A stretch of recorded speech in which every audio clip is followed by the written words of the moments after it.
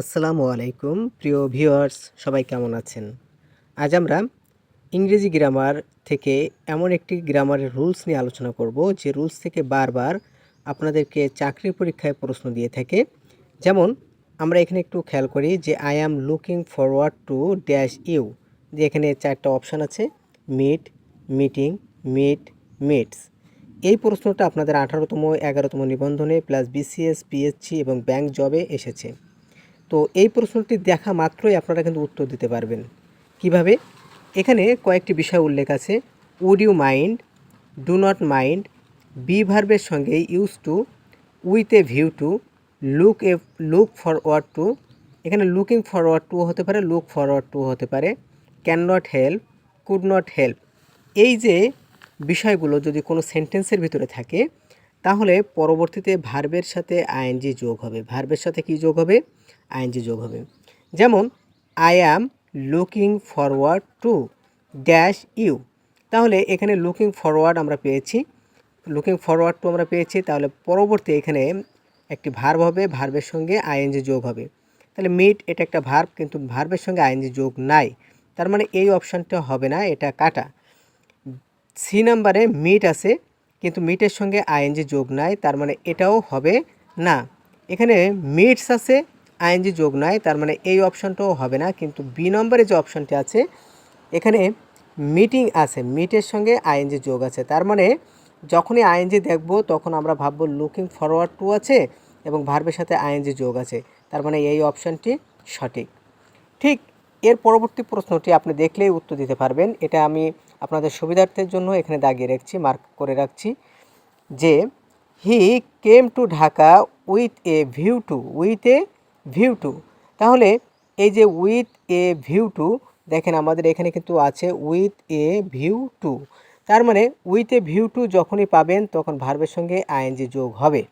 এখানে দেখেন ভিজিট আছে, ভিজিটিং আছে, ওয়াচ আছে, লুক আছে। আপনারা কিন্তু অলরেডি বুঝে ফেলেছেন যে এখানে উত্তর কি হবে, যে এখানে উত্তর হবে ভিজিটের সঙ্গে আইএনজি যোগ, তার মানে বি নম্বর অপশন সঠিক। এরপর আমরা পরবর্তী যে প্রশ্নটি, এটিও কিন্তু 12তম এবং 11তম আসছে, যেহেতু নিবন্ধন পরীক্ষা আগত এই জন্য আমি নিবন্ধন পরীক্ষা কখন আসছে সেটা, এটা বিসিএসও আসছে, পিএসসিতেও আসছে এবং ব্যাংক জব সহ বিভিন্ন চাকরি পরীক্ষা এই প্রশ্নটা বারবার আসছে। এইখান থেকে এই যে উইথ এ ভিউ টু, হয়তো লেখাটা এখানে সেন্টেন্স ভিন্ন হতে পারে, কিন্তু উইথ এ ভিউ টু এই অপশনটা কিন্তু দিয়ে আপনাদের প্রশ্ন করেছে। এরপরে যে প্রশ্নটি আছে সেটা হচ্ছে would you mind dash the window. এটাও কিন্তু 16তম, 11তম এবং 8ম নিবন্ধন পরীক্ষা আসছে।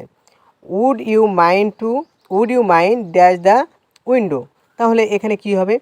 যেহেতু আমাদের এখানে দেখতে হবে যে আমাদের কোন ওয়ার্ডটা আছে, would you mind, would you mind, তার মানে উড ইউ মাইন্ড যখন আছে তখন আমাদের এমন একটা ভার্ব খুঁজে বের করতে হবে যে ভার্বের সঙ্গে আইএনজি যোগ আছে।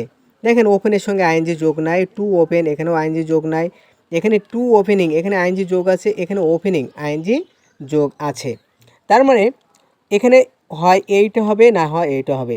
কিন্তু আমাদের উড ইউ মাইন্ডের পরে কি টু ছিল? না, এখানে টু ছিল না, তার মানে এখানে টু হবে না, শুধুমাত্র ওপেনিং, এই ডি নম্বর অপশানটা সঠিক হবে। এরপর দেখেন আরেকটি প্রশ্ন আমরা সাজিয়েছি, the old lady can not help dash a cup of tea, cup of টি।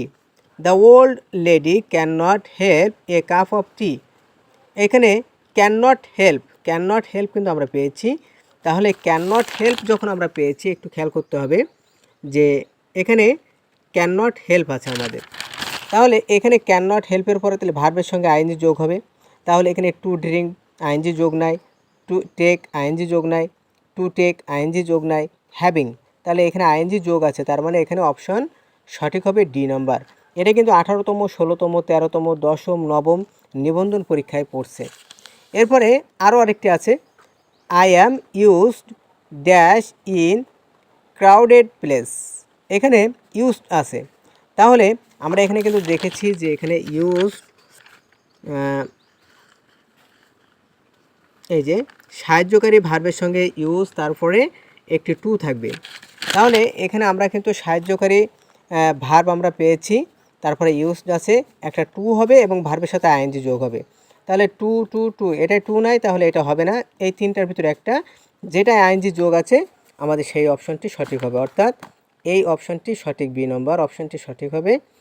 তো এইভাবে মজার ছলে ইংরেজি গ্রামার শেখা যায়। আমরা ইতিপূর্বে একটি ভিডিও আপলোড করেছি, যে ভিডিওতে আমরা আলোচনা করেছিলাম যে ফাদারলি, মাদারলি, সিস্টারলি, এরপরে brotherly, manly, womanly, friendly, homely, heavenly, এই নাউনের সঙ্গে যদি কখনো এলয় যোগ হয় তাহলে সেটি অ্যাডজেক্টিভ হয়, এই যে অ্যাডজেক্টিভ হয়।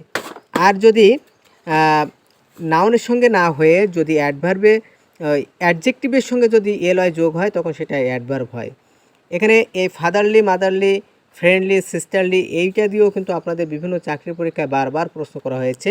যেমন what's parts of speech in the world fatherly, এই ফাদারলিটা হচ্ছে কি, কোন ধরনের ওয়ার্ড, অ্যাডজেক্টিভ, ভার্ব নাকি অ্যাডভার্ব নাকি নাউন।